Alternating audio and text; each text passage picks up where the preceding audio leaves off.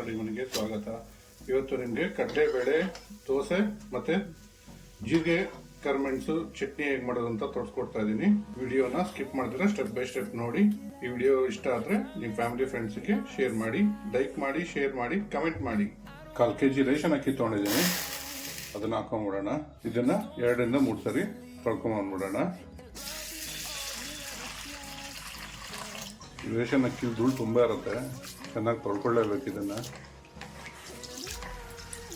ಧೂಳು ಗಲೀಜು ನೋಡಿ ಎಷ್ಟಿದೆ. ಈಗ ಅಕ್ಕಿನ 3 ರಿಂದ 4 ಸರಿ ಚೆನ್ನಾಗಿ ತೊಳ್ಕೊಂಡಿದ್ದೀನಿ. ಇದು ಮುಳುಗೋವರೆಗೂ ನೀರು ಹಾಕ್ಬಿಡೋಣ.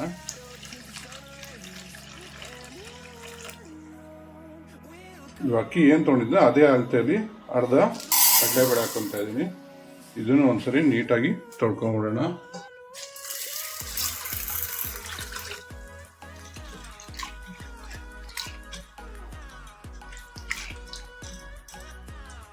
ಅಂಗಡಿಯಿಂದ ತಂದಿರೋದು ನೋಡಿ ಎಷ್ಟು ಧೂಳಿರುತ್ತೆ.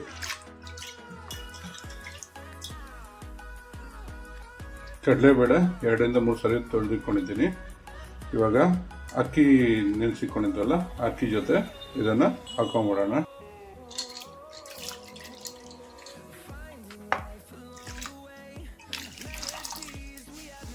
ನೆನೆಯಕ್ಕೆ ಬಿಟ್ಬಿಡೋಣ. ಇವಾಗ ಇದು ನೆನೆಯೋಷ್ಟರಲ್ಲಿ ಒಂದು ಜೀರಿಗೆ ಮೆಣಸಿನ ಚಟ್ನಿ ಮಾಡ್ಕೊಂಬಂದ್ಬಿಡೋಣ. 2 ಟೇಬಲ್ ಸ್ಪೂನ್ ಧನಿಯಾ ಹಾಕ್ಕೊತಾ ಇದ್ದೀನಿ, ಒಂದು ಅರ್ಧ ಸ್ಪೂನ್ ಜೀರಿಗೆ, 1 ಸ್ಪೂನ್ ಮೆಣಸು, 1/4 ಟೇಬಲ್ ಸ್ಪೂನ್ ಮೆಂತ್ಯ, 1/4 ಟೇಬಲ್ ಸ್ಪೂನ್. ಇದನ್ನು ಸಪ್ರೇಟಾಗಿ ಹುರ್ಕೊಬೇಕು. ನೋಡಿ, ಎಲ್ಲನೂ ಸಪ್ರೇಟಾಗಿ ಹುರ್ಕೊಂಡಾಗಿದೆ. ಇವಾಗ ಇದು ತಣ್ಣಗಾದ್ಮೇಲೆ ಒಂದು ಪೌಡ್ರ್ ಮಾಡ್ಕೊಬಿಡೋಣ. ನೀವು ಹುರ್ಕೊಂಡಿರೋದೆಲ್ಲ ತಣ್ಣಗಾಗಿದೆ. ಇವಾಗ ಇದನ್ನು ಪೌಡ್ರ್ ಮಾಡ್ಕೊಬಿಡೋಣ. ಇವಾಗ ಚಟ್ನಿಗೆ ಹುರ್ಕೊಬಿಡೋಣ. ಸ್ವಲ್ಪ ತೆಂಗಿನಕಾಯಿ ಕಟ್ ಮಾಡಿ ಇಟ್ಕೊಂಡಿದ್ದೀನಿ, ಅದನ್ನು ಹಾಕ್ಕೊತಾ ಇದ್ದೀನಿ.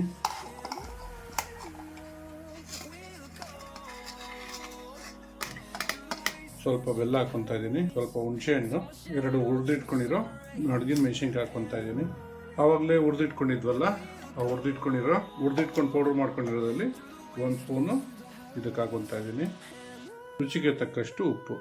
ಇದನ್ನು ಇವಾಗ ರುಬ್ಕೊಂಡ್ಬಿಡೋಣ. ನೋಡಿ, ಈ ಥರ ನೈಸಾಗಿ ರುಬ್ಕೊಬೇಕು. ಇವಾಗ ಇದಕ್ಕೊಂದು ಸಾಸಿವೆ ಕರಿಬೇವುದು ಒಗ್ಗರಣೆ ಹಾಕ್ಕೊಂಬಿಡೋಣ. ಚೆನ್ನಾಗಿ ನೆಂದಿದೆ. ಇವಾಗ ಇದನ್ನು ರುಬ್ಕೊಂಬಿಡೋಣ.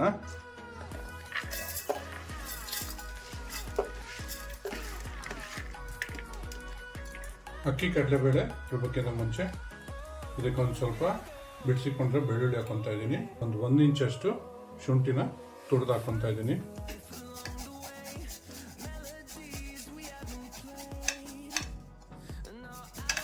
ಶುಂಠಿ ಏನಕ್ಕಂದರೆ ನಿಮಗೆ ಗ್ಯಾಸ್ ಹೊಡೆಯುತ್ತೆ, ಅದಕ್ಕೆ ಶುಂಠಿ ಹಾಕ್ಬಿಡೋದು. ಕಡಲೆಬೇಳೆ ಅಲ್ವಾ, ಗ್ಯಾಸ್ ಆಗುತ್ತೆ, ಅದಕ್ಕೆ ಶುಂಠಿ ಹಾಕ್ಕೊತಾ ಇದ್ದೀನಿ. ಈ ಥರ ತುರಿದು ಹಾಕ್ಳೋದ್ರಿಂದ ಬೇಗ ನುಣ್ಣಗಾಗುತ್ತೆ. ಕಟ್ ಮಾಡಿ ಹಾಕ್ಕೊಂಡ್ರೆ ಬೇಗ ನುಣ್ಣಗಾಗಲ್ಲ, ತುರಿದು ಹಾಕಿದ್ರೆ ಇನ್ನೂ ಬೇಗ ನುಣ್ಣಗಾಗುತ್ತೆ. ಸೊ ಅದಕ್ಕೆ ನಾನು ತುರಿದು ಹಾಕ್ಕೊತಾ ಇದ್ದೀನಿ. ಇವಾಗ ಇದನ್ನು ನೈಸಾಗಿ ರುಬ್ಕೊಂಡ್ಬಿಡೋಣ. ನೋಡಿ, ಈ ಥರ ನುಣ್ಣಗೆ ರುಬ್ಕೊಂಡಿರೋದನ್ನ ಈಗ ಬೋಲು ಚೆಕ್ ಮಾಡ್ಕೊತಾ ಇದ್ದೀನಿ.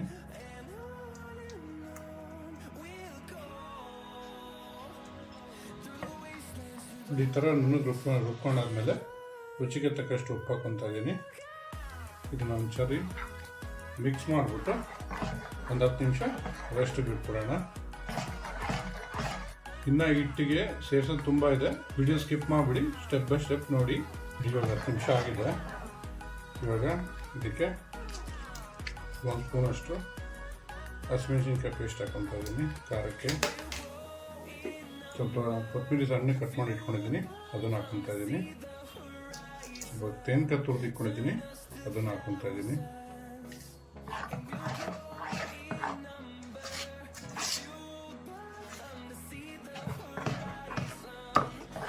ಗಟ್ಟಿ ಇದೆ, ಇದಕ್ಕೆ ಸ್ವಲ್ಪ ನೀರು ಹಾಕೊಂಡ್ಬಿಡೋಣ.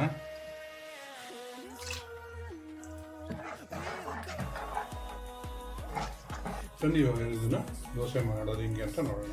ನೋಡಿ, ಹಿಂಗೆ ತವಾ ಇಟ್ಕೊಂಡಿದ್ದೀನಿ, ಬಿಸಿ ಆಗಿದೆ. ಇವಾಗ ದೋಸೆ ಇಟ್ಕೊಂಡ್ಬಿಡೋಣ.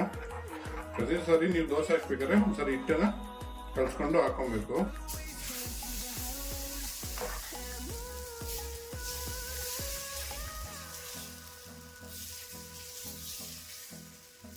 ನೀವೇನಾದ್ರು ಈರುಳ್ಳಿ ಇಷ್ಟಪಡ್ತೀರಾ ಅಂದರೆ ಈರುಳ್ಳಿನ ಹಾಕ್ಕೊಂಡು ಮಾಡ್ಕೊಬೋದು. ಸ್ವಲ್ಪ ಮೇಲೆ ಎಣ್ಣೆ ಹಾಕೊಂಡ್ಬಿಡೋಣ. ಇವಾಗ ನಾನು ಮಾಡ್ತಿರೋ ಅಳತೆ ನಿಮಗೆ 10-12 ದೋಸೆ ಆಗುತ್ತೆ. ನಿಮ್ಗೇನೋ ಜಾಸ್ತಿ ಬೇಕು ಅಂತಂದರೆ ಕ್ವಾಂಟಿಟಿನ ಡಬಲ್ ಮಾಡ್ಕೊಳ್ಳಿ. ನಿಮ್ಮ ಅಳತೆ ಪ್ರಕಾರ ನಿಮ್ಗೆ ಎಷ್ಟು ಜಾಸ್ತಿ ಬೇಕೋ ಅಷ್ಟು ಜಾಸ್ತಿ ಮಾಡ್ಕೊಬೋದು ಕ್ವಾಂಟಿಟಿನ. ಎಷ್ಟು ನೀಟಾಗಿ ಬರುತ್ತೆ.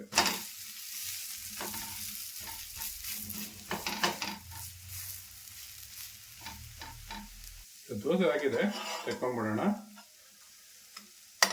ನೋಡಿ ಎಷ್ಟು ಚೆನ್ನಾಗಿ ಬಂದಿದೆ ದೋಸೆ. ಜೀರಿಗೆ ಮೆಣಸು ಚಟ್ನಿ, ಕಡಲೆಬೇಳೆ ದೋಸೆ ರೆಡಿ ಆಗಿದೆ ತಿನ್ನೋದಕ್ಕೆ.